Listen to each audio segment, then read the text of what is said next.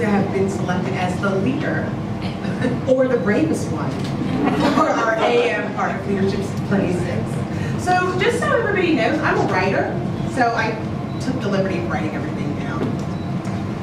So full disclosure, I'm bad with names. Horrible with names. Good with faces, but I'm bad with names. And I looked it up to try to figure out exactly what a name means to someone. And a name is a word or a set of words by which a person, animal, place, or thing be known, addressed, or referred to. Names are a part of all of our cultures, and it's an enormous importance to us and to the people who gave them to us. But it's understandable from time to time we might forget somebody's name. You meet so many people during the course of a day, and I know I'm not the only one, because if you notice on your person, we all have hats on to make sure that we don't forget. Now, one of my favorite writers, his name is Scott Ginsberg. He's actually known as the name tag guy. He loves name tags. And he started wearing a name tag 24 hours a day, 7 days a week. As of today, he's worn it for 5,984 days. And he said he started wearing them because it makes the world a happier place.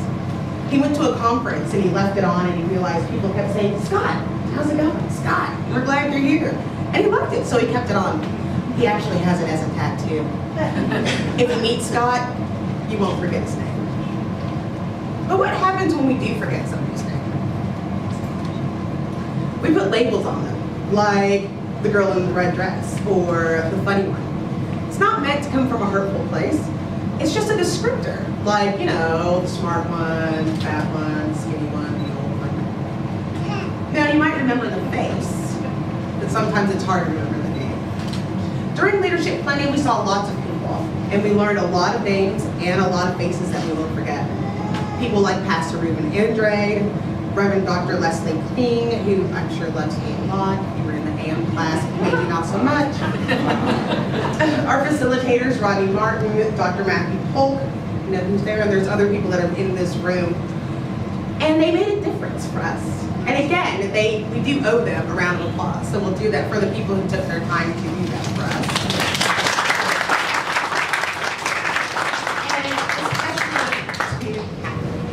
Thank you so much for taking the time out of your day. And thank you for the baby biscuits. Now, these people that facilitated and spent their time with us, we won't forget, because they made us better people. They taught us how to be servants. And they helped give us meaning behind our names. And oddly enough, they also helped us find out what to call each other if we do forget each other's names. There's Dr. Brandon, the passionate one. Oh, Dr. Brandon. Sorry, not yet. Brandon, the funny one. Letitia, the one who argues with Brandon. Roxanne, the artistic one. Paige, the marketing one. Becky, the snarky one. Janet and Dan are voices of reason. Khalees, the smiley one. Leah, the girl from Marlin. Pray for her. Gabriella, the woman from Baylor. We had Melvin and Javier, the guys from the Y.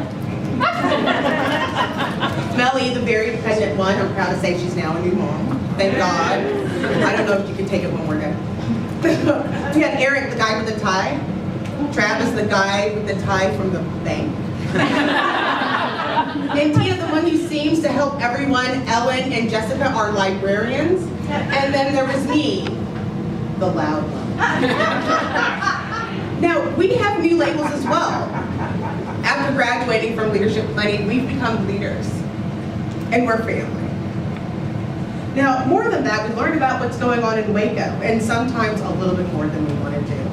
But I think that was the point. We learned that those who may have labeled before we went to Leadership Plenty, we labeled them as poor and homeless, disabled, addicted, and hungry. They shouldn't be nameless to us. They're deserving of our respect and have earned the label of family. They're members of our Waco family. And our family needs help right now. Now, graduates, from this day forward, we are the ones tasked with making civic change.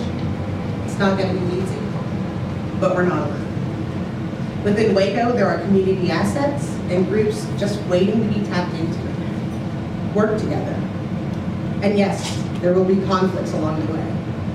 But take what you've learned and build those strategic partnerships so we can take what we've learned and put it into action to make lasting change. And remember, if we are to help our family members, we have to get out of our comfort zones and open doors of communication, not just within civic organizations, but with our entire community. Get out there and know the names and the faces of the people you're trying to benefit. So to our graduates, and especially the AM class, and all of you, look around. Look at these faces. They're not just names. They're faces that you won't forget.